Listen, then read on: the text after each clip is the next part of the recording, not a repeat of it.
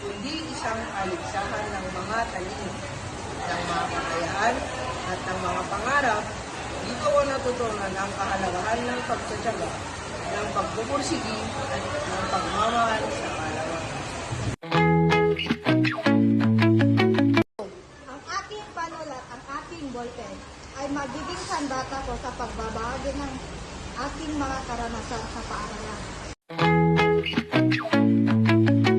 Ang aming mga guro ay hindi lamang tapagturo, kundi takapag-udyok ng aming pag-iisip.